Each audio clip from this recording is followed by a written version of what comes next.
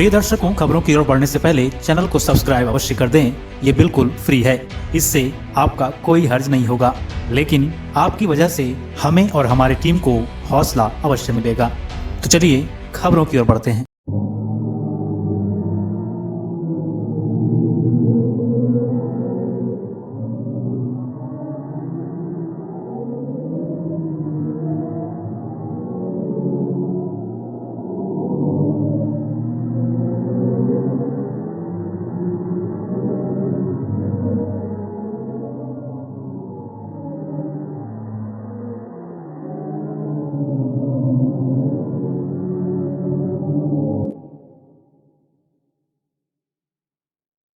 इसके साथ अन्य खबरों से जुड़े रहने के लिए कृपया चैनल को सब्सक्राइब, लाइक एवं शेयर अवश्य करें। धन्यवाद।